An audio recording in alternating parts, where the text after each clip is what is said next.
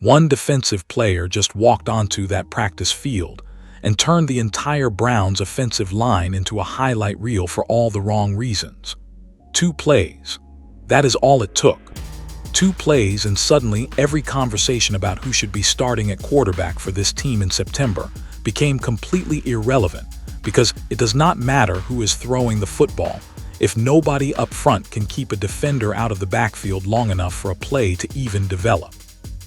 And while the entire offensive line was getting embarrassed in front of every camera at that facility, one rookie quarterback did something so clean, so composed, so impossible to ignore that one prominent football voice went on record saying the competition is already over. Not winding down, not getting close, over.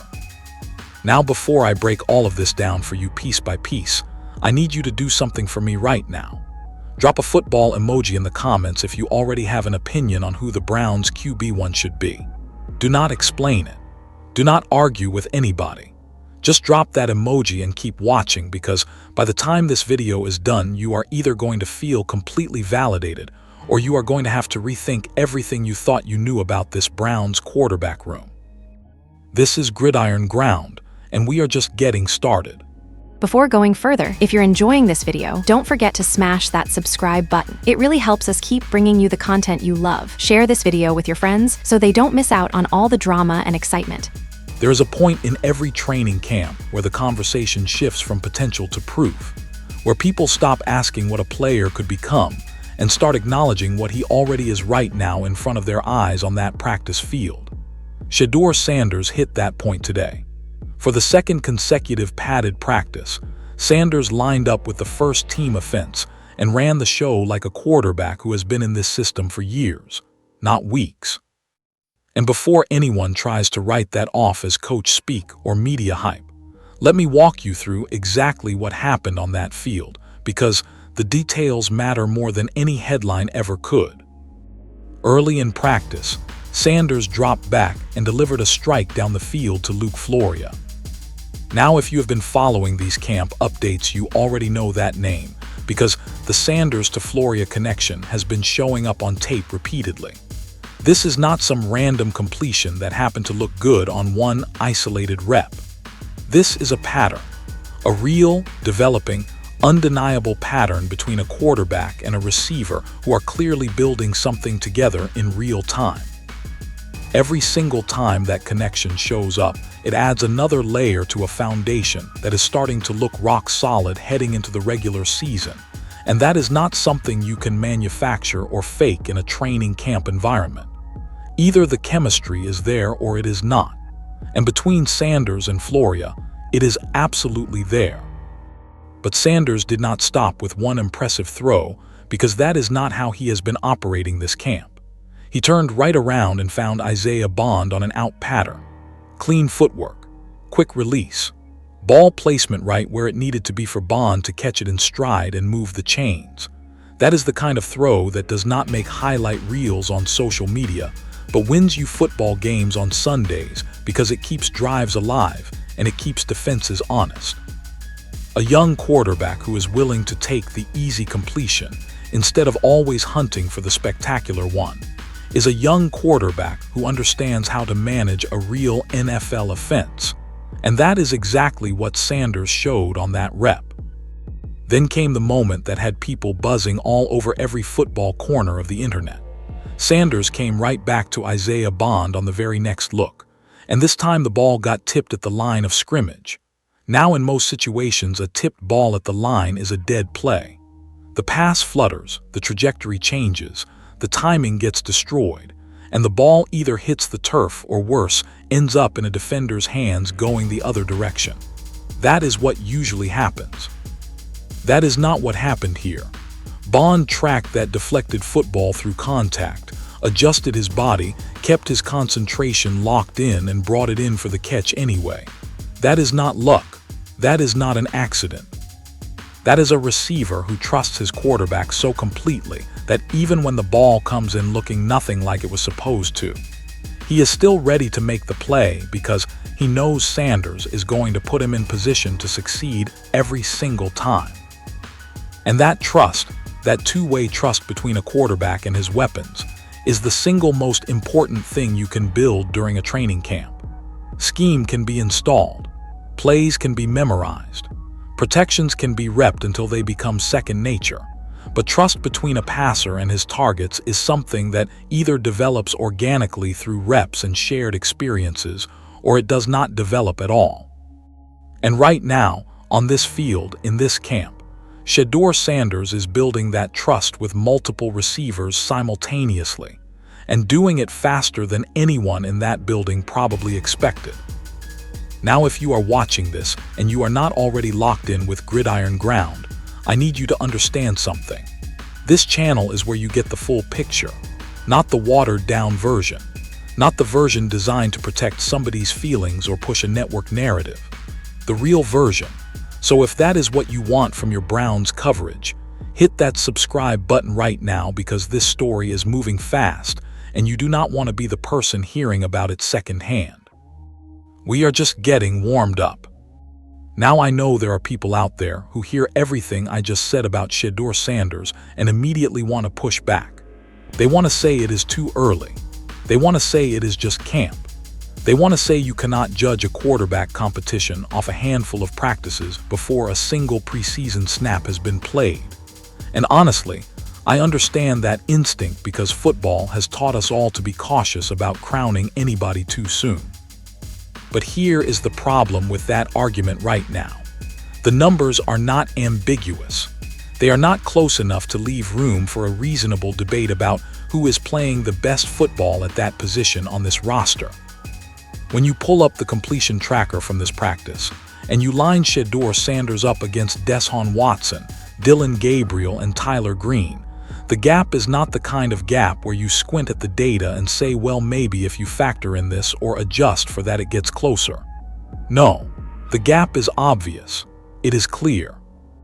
It is the kind of gap that makes front office people have very uncomfortable conversations behind closed doors, because it forces them to confront the possibility that the answer to a question they were hoping would take weeks to sort out might have already sorted itself out before the first preseason game even kicks off. Now let me be fair here, because fairness is non-negotiable on this channel. Deshaun Watson did have a moment in this practice. He dropped back, threw a pass that got tipped at the line of scrimmage, and unlike the Sanders to Bond situation where the receiver made an incredible adjustment and hauled it in, Watson's tipped ball did not produce the same result.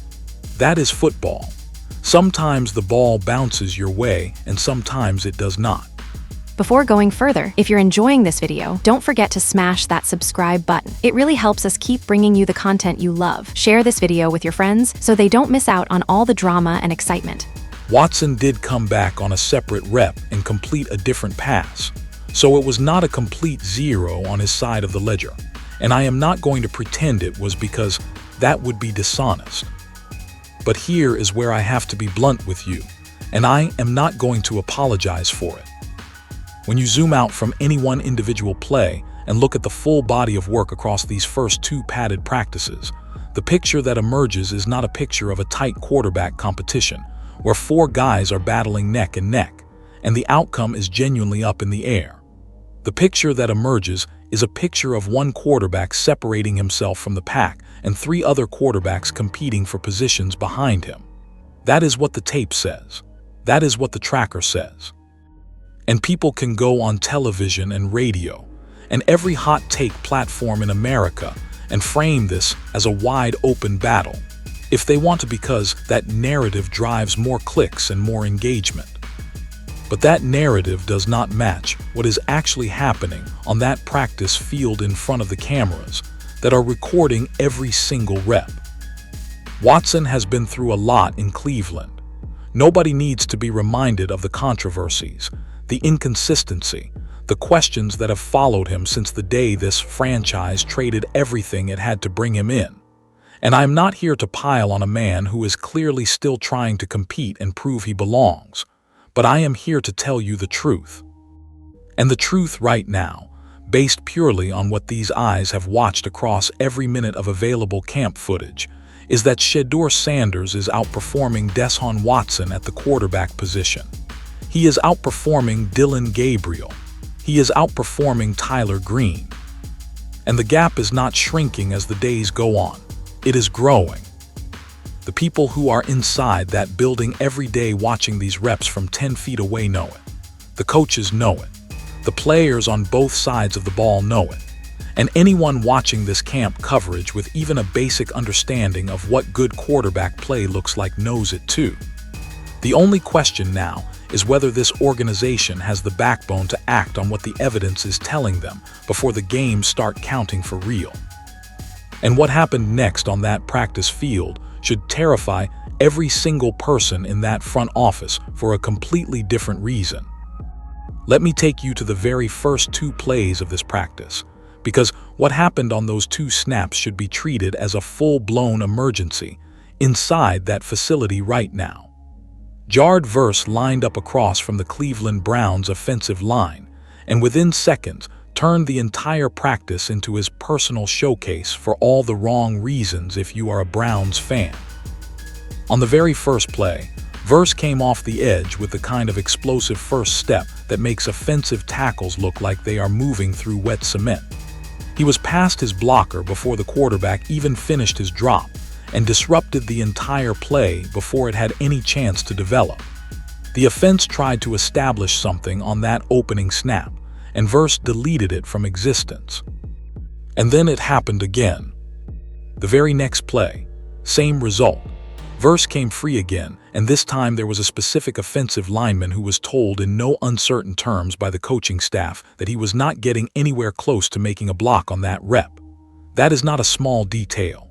That is a coaching staff watching their own player get physically overwhelmed in real time and having to acknowledge out loud that the matchup was a complete mismatch. That does not happen often in professional football. These are all NFL players. The talent gap between starters on 2 NFL rosters should not look like what it looked like on those 2 snaps. Now here is why this matters so much more than just a bad practice day for the offensive line. This football team has a real regular season game in less than 30 days. Not 30 weeks, not 30 months, 30 days. That is it. That is the entire window this offensive line has to go from what we watched on that tape today to something that can actually hold up against real opposing pass rushers who are game planning specifically to attack whatever weaknesses show up on film. And right now, on film, the weaknesses are not subtle. They are screaming at you from every angle of every camera that was rolling during those reps. The offensive line coach has an enormous amount of work to do in an incredibly compressed timeline, and the margin for error is basically 0 at this point. Because here is the uncomfortable reality that nobody in that building can afford to ignore. It does not matter if Shedeur Sanders is playing the best football of any quarterback on that roster. It does not matter if his decision-making is sharp, his accuracy is improving, his pocket presence is developing ahead of schedule.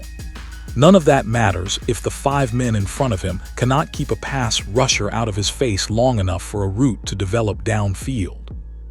You can have the most talented quarterback in the history of the franchise, and if the offensive line is getting blown up on the first step of the rush, that quarterback is spending his Sundays running for his life instead of throwing footballs to open receivers. And that is not a theoretical concern right now. That is what the tape from today's practice is showing you in high definition. This is the kind of film that needs to be on a loop in the offensive line meeting room for the rest of this week. Every player on that unit needs to watch it, study it, internalize it, and come back to the next practice with a plan to make sure it never looks like that again.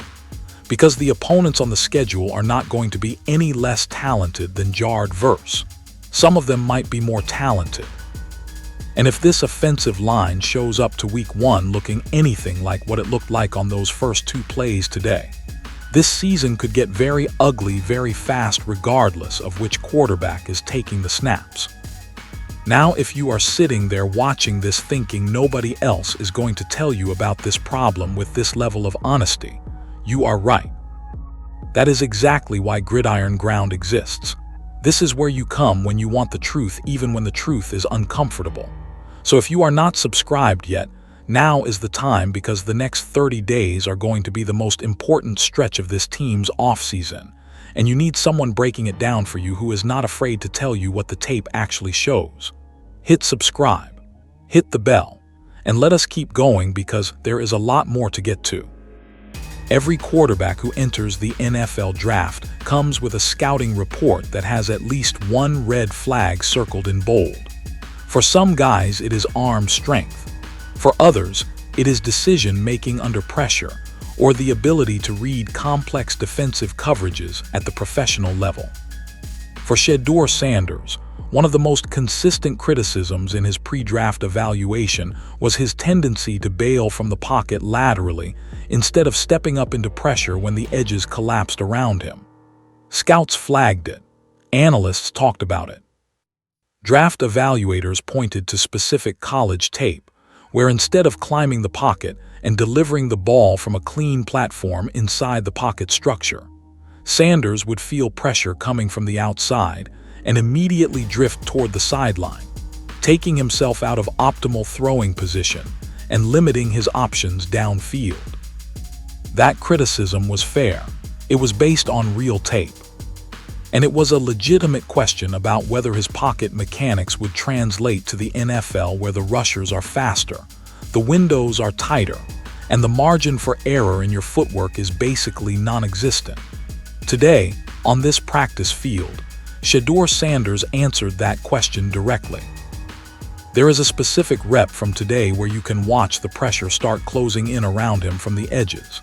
And instead of doing what his college tape sometimes showed, instead of panicking and drifting toward the sideline to escape the chaos, he did exactly what NFL coaches want their quarterbacks to do in that situation. He stepped up. He climbed the pocket. He felt the pressure narrowing around him, and instead of running away from it, he moved directly into the cleanest part of the pocket, bought himself an extra half second with his feet, rolled to his right when the time was right, and delivered a completion to Gage Larvadain. That is not a small play. That is a massive developmental marker for a rookie quarterback who was specifically told before the draft that this exact area of his game needed refinement at the next level. And the fact that the completion went to Larvadain is significant in itself, because this was the second time in the same practice that Sanders connected with him. 2 completions to the same receiver in a single practice is a pattern. It tells you that Sanders is not just looking at Larvadain as a random option in the progression. He is actively targeting him, building familiarity with his route running, developing a feel for where Larvadain is going to be on specific concepts, and delivering the ball to that spot with confidence. That is real chemistry forming in real time, and it is exactly the kind of connection that wins games in September and October when the playbook opens up, and the offense starts trusting its quarterback to make these reads at full speed against real defensive game plans. Sanders also spread the ball around to Denzel Boston on a separate rep during this practice. And that detail matters too, because one of the other questions surrounding any young quarterback is whether he has the ability to work through his progressions and find the open man instead of locking onto one favorite target and ignoring everything else. Sanders is showing that he can do both. He can build specific chemistry with individual receivers like Floria, Bond, and Larvadain, and he can also distribute the football to other weapons when the defense takes those primary options away. That is a complete quarterback skill set. That is not something you see from every rookie in their first training camp. And the fact that he is showing it while simultaneously correcting the specific mechanical criticism that was supposed to be his biggest weakness coming into the league tells you something very important about the kind of player Shedeur Sanders is becoming inside this system. He is not just surviving these practices, he is evolving during them. And evolution during training camp is the single most valuable trait a young quarterback can demonstrate, because it tells the coaching staff that whatever they are teaching him is not just going in one ear and out the other. It is sticking. It is showing up on tape. and it is getting better every single day. But none of that development happens in a vacuum, and what Sanders said next about this so-called quarterback competition might be the most revealing thing anyone has said out of that building all camp. There is a machine that runs non-stop during every NFL training camp, and its only purpose is to manufacture conflict. It takes a 4-man quarterback room and turns it into a gladiator arena. It takes routine practice reps and turns them into life or death auditions. It takes normal professional competition between teammates and frames it as a blood feud designed to generate clicks, arguments, and engagement across every platform on the internet. And Shedeur Sanders, in one interview at camp, quietly dismantled the entire machine with a few sentences that most people probably scrolled right past without understanding how significant they actually were. When asked about the quarterback competition, Sanders said something that stopped me in my tracks. He said Deshaun goes against himself every single day. Dylan goes against himself every single day. Tyler goes against himself every single day. And the same applies to him. According to Sanders, none of them are locked in some kind of cage match where one quarterback's success requires another quarterback's failure. The real battle every day on that field is offense versus defense. Not quarterback versus quarterback in the way the media and the fans and the hot take industry want to frame it for maximum drama and maximum engagement. And here is why that answer matters far beyond the surface level. That is not the answer of a rookie who is intimidated by the situation he is in. That is not the answer of a young player who is looking over his shoulder worried about whether the veteran behind him or in front of him is gaining ground. That is the answer of a quarterback who has already internally settled the question for himself. He knows he is the best quarterback on that roster right now. He does not need to say it out loud. He does not need to campaign for it publicly. He does not need to throw shade at Watson or Gabriel or Green to elevate himself. He just needs to keep showing up every day, executing at the level he has been executing at, and letting the results make the argument for him louder than any interview quote ever could. And you know what? I actually believe that mentality is genuine because it lines up perfectly with how he has carried himself through every single practice we have covered on this channel. There has not been a single moment where Sanders has looked like he was trying to outshine someone else for the cameras. There has not been a single rep where it felt like he was forcing a throw or taking an unnecessary risk just to make a highlight that would go viral and boost his case in the court of public opinion. He has been methodical, disciplined, focused entirely on his own process.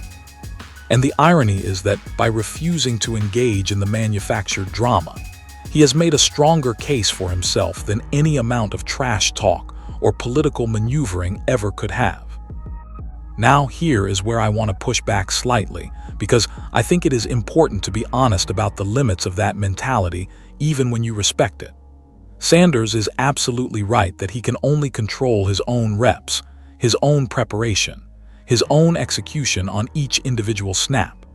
That part is completely true, and it is a remarkably mature way for a young player to approach one of the most pressurized situations in professional sports. But at the end of the day, he does not get to make the final decision. That call belongs to Todd Monken, the coaching staff, and the front office. They are the ones who will ultimately decide whose name goes on the depth chart as QB1 when the regular season arrives. But here is the thing that should give every Sanders supporter in that fan base real confidence heading into the next few weeks of this camp. You cannot fool a locker room. Players see everything. They see who is making plays in practice. They see who is protecting the football. They see who is operating the offense with real command and real confidence under a brand new coordinator installing a brand new system. And based on everything being reported out of this camp, the sentiment inside that locker room is aligning with exactly what the tape and the tracker have been showing us all along. The players know. The coaches know. And if the front office is paying attention to what is happening right in front of them, they know too. And speaking of the coaching staff, what Todd Monken said next about Sanders might be the most important thing that came out of that entire facility today.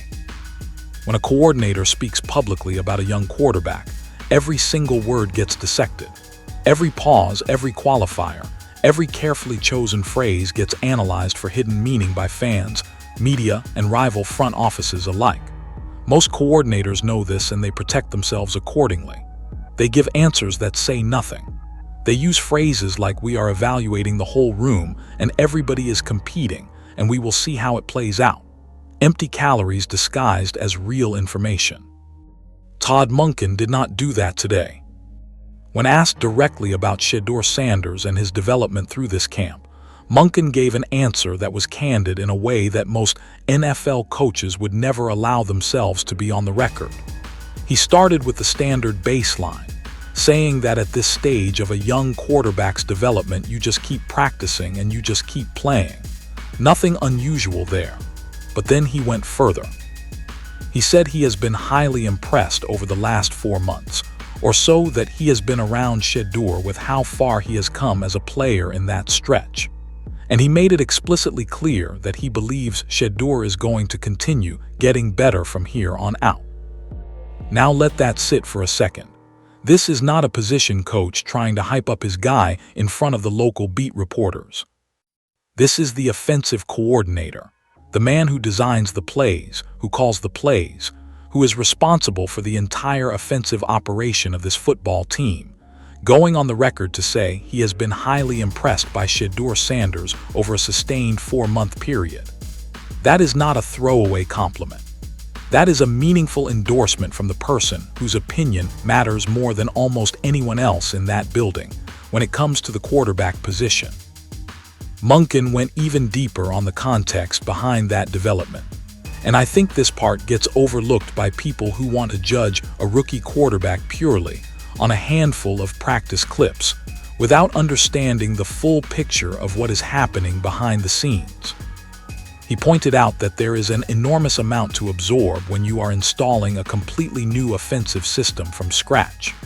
The team went through their spring program together. Then they were separated for 6 full weeks with no organized team activity whatsoever. And now they are back together inside a completely new system, under a completely new coordinator, essentially relearning the entire operation from the ground up. Despite all of that, despite the newness of the system, despite the 6-week gap with no football activity, despite the fact that every single concept in this playbook is something Sanders is learning for the first time under this coaching staff, Monken said he expects to continue seeing improvement in Sanders' operation and mechanics as camp moves forward through these next several weeks. And then he flagged the specific areas he is prioritizing right now: getting in and out of the huddle efficiently, getting to the line of scrimmage without wasted motion, and eliminating anxiety. And this is the part that genuinely surprised me. Monken did not just say he wants to eliminate Shedeur's anxiety in those moments. He said he wants to eliminate his own anxiety too. His own anxiety as the play caller watching from the sideline as the offense operates in real time. That is an incredibly vulnerable and honest thing for an NFL coordinator to say publicly in front of cameras and microphones. Most coaches would never admit that they feel any anxiety at all about anything, because they think it would be perceived as weakness. Monken admitted it openly, and I respect the honesty of it because it tells you that he genuinely cares about this quarterback's development, and he is invested in it at a personal level, not just a professional one. When you strip away all the noise and all the speculation, and all the outside narratives being pushed by people who are not inside that building every day, Monken's message was actually very simple. Shedeur Sanders has to keep producing on the field. That is it. That is the entire assignment. Keep doing what he has been doing. Keep making the throws. Keep making the reads. Keep showing improvement in the areas the coaching staff has identified. And if he does that, the QB1 decision is going to take care of itself naturally over time without anybody needing to force it. That is as close to a public endorsement as you are going to get from an NFL coordinator in the middle of a training camp quarterback competition. And the fact that it came from the man who holds more influence over that decision than almost anyone else in the organization should tell you everything you need to know about the direction this thing is heading. Let me bring all of this together for you because there are a lot of moving pieces in this story, and I want to make sure you walk away from this video with a clear understanding of exactly where things stand heading into day 3. Shedeur Sanders connected with Luke Floria on a deep ball. He hit Isaiah Bond twice, including one catch where Bond brought in a tipped ball through contact, with the kind of concentration that tells you the trust between those two is real and growing. He found Gage Larvadain twice in the same practice, which is not a coincidence and not a fluke, but a developing chemistry that is building into something the coaching staff has to be noticing on their own film review. He spread the ball to Denzel Boston, showing the ability to work through progressions instead of locking onto one target. He stepped up into the pocket under pressure instead of bailing laterally, directly addressing the single biggest pre-draft criticism of his game. And according to the completion tracker, his accuracy gap over the rest of the quarterback room is not something you can explain away with context or qualifiers. It is real, it is significant, and it is getting wider as the days go on. On the other side of the equation, this offensive line got exposed by Jared Verse in a way that should have every coach, every executive, and every fan of this team deeply concerned about what happens when the regular season arrives. 2 plays. That is all it took for Verse to demonstrate that the Browns' front 5 is not ready to protect anybody right now, regardless of who is standing back there in the pocket. And with less than 30 days before the first game that actually counts, the margin for fixing this problem is razor thin and closing fast. Now here is the part that connects these two storylines in a way that I think a lot of people are not thinking about yet. The offensive line problem does not just affect the quarterback competition. It might actually determine the outcome of it. Because if the Browns coaching staff is watching this tape and they see an offensive line that cannot hold up in pass protection, they have to ask themselves a critical question. Which quarterback gives us the best chance to survive behind this line in its current state? And when you frame the question that way, the answer tilts even more heavily towards Sanders because he has shown the ability to create outside the pocket, to feel pressure and adjust, to deliver accurate throws on the move, and to stay composed when the protection breaks down around him. Those are exactly the traits you need from your quarterback when your offensive line is struggling. A quarterback who needs a clean pocket and a perfect protection scheme to function is a quarterback who is going to get destroyed behind a line that looks like what we watch today. This is not just about talent, this is about survival. And right now, Shedeur Sanders looks like the quarterback best equipped to survive and produce behind this specific offensive line in its current condition. That is a factor that has to weigh into the final decision, and if it does, it only strengthens the case that has already been building in Sanders' favor since the first day of this camp. Now, if you have been watching this entire breakdown and you still are not subscribed to Gridiron Ground, I genuinely do not know what you are waiting for. This is the channel that gives you the full breakdown, the honest analysis, and the real conversation about what is happening with this team. Not the sugar-coated version. Not the version designed to protect somebody's brand or push a corporate narrative. The real version. Hit subscribe right now. Hit that notification bell so you never miss an upload. Because the next few weeks are going to be the most important stretch of this entire offseason, and Gridiron Ground is going to be here for every single second of it.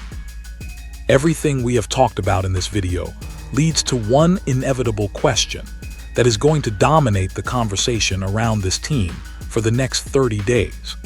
What happens when the Browns have to stop practicing and start playing real football games against opponents who are actively trying to end their season before it starts? If Shedeur Sanders continues on the trajectory he is on right now, and there is no reason based on anything we have seen to believe he will not, then the coaching staff is going to be faced with a decision that is going to define this franchise for years to come. Do they go with the young quarterback who has outperformed everyone in that room since day one of camp, who has shown tangible improvement in every practice, who has earned the trust of his receivers, who has answered every pre-draft criticism with real on-field evidence, and who has handled the pressure of this situation with a maturity that most veterans would struggle to match? Or do they go a different direction for reasons that have nothing to do with what is happening on the practice field and everything to do with contracts, front office politics, and the fear of admitting that a previous decision, a very expensive previous decision, might not have worked out the way they hoped? That question is going to hang over everything this team does between now and the season opener. And every single practice rep, every single completion, every single pocket climb, and every single offensive line breakdown is going to add evidence to one side of the argument or the other. But here is what I think most people are missing about this entire situation. The preseason games have not even started yet. We have not seen Sanders under the lights, in a stadium, against a defense wearing a different color jersey that is game planning specifically to confuse him and pressure him and force him into mistakes. We have not seen how he handles the speed of a real NFL game, where the clock is running, and the scoreboard matters and every decision carries consequences that show up in the win-loss column. That is the next chapter of this story. And it might be the most important chapter of all because training camp can tell you a lot about a quarterback, but it cannot tell you everything. The preseason is where the final pieces of the puzzle either fall into place or fall apart.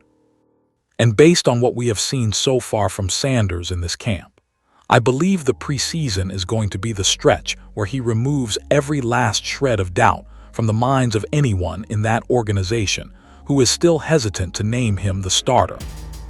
The offensive line situation adds a layer of urgency to all of this that cannot be overstated.